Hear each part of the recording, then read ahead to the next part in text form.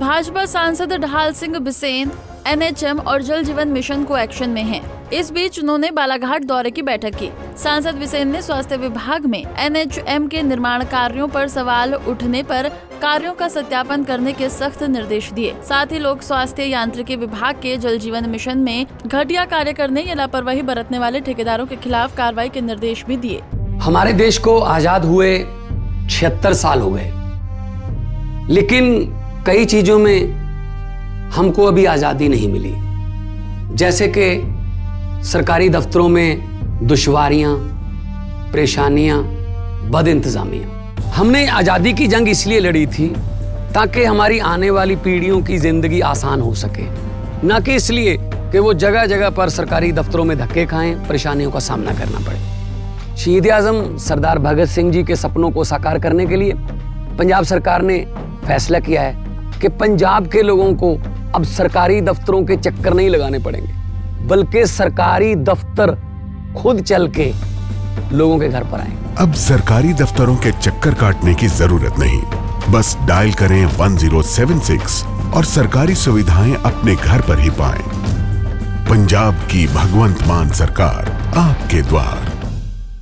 कुछ दिशा निर्देश दिए हैं कि इसको कैसे शासन के उपयोग जन उपयोगी। देखिए क्या है, पुराने समय की बहुत सारी नहरें हैं जो शहर के अंदर आ गई हैं और जिनका आज की तारीख में उपयोग नहीं बचा है, तो उसके लिए भी निर्देशित किया कि या तो सरकार इनका विचार करे, ऑक्शन करके दे, या कोई बिल्डर से दिए हैं, या सारा वो आ गया है, या कुछ सड़कों के लिए यूज़ हो सकता है, तो उसको विभाग और हमारे कलेक्टर बैठ कर के उसको तय करें कि उस डेड नहर का हम क्या उपयोग करें।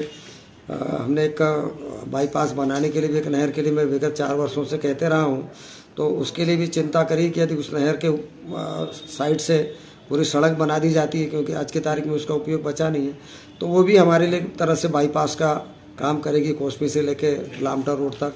तो इस तरह से डेड नहरें जहाँ हैं, लोग अतिक्रमण कर रहे हैं, तो उनका कुछ ना कुछ सकारात्मक ढंग से उसका यूज़ किया जा सके, उस संबंध में भी निर्देशित किया है। आम जन से जुड़ा हुआ देखिए, इसमें तो मैंने माननीय SDM महोदय और माननीय कलेक्टर महोदय दोनों से अनुरोध किया है कि सबसे पहले तो हमारे क्षेत्र की जितनी अवैध खदानें चल रही हैं उनको आप बंद कराइए। साथ ही साथ मेरा ये मानना है, रेत नीति में प्रावधान है कि जो भी गांव से लगी हुई नदियां जा रही हैं या नाले हैं जहां पे रेत है, वहां पे ग्राम सभा अपने खुद के अनुमोदन पे वो एक जगह को चिन्हित कर सकती है जहां से हर किसान को, हर अनुसूचित जाति, अनुसूचित जनजाति और कुम्हार व्यक्ति, और जो कि हमारे ग्रामीण क्षेत्र में लगभग इसमें 95 से 99% लोग कवर हो जाएंगे, तो उन सबको हर साल 10 घन मीटर रेत फ्री में ले जाने का प्रावधान है।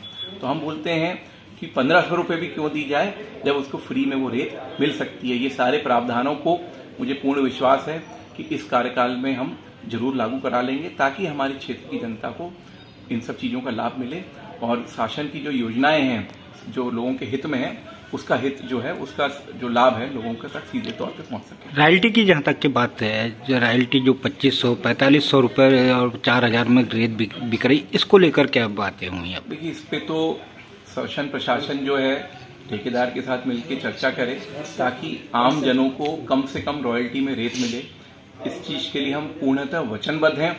विशेष तौर पे जो प्रधानमंत्री आवास योजना के मकान हैं उनको कम से कम रॉयल्टी में रेत मिलनी चाहिए, ताकि एक गरीब व्यक्ति अपना अच्छा आशियाना बना सके। हमारे प्रधानमंत्री श्री नरेंद्र मोदी जी की यही इच्छा है।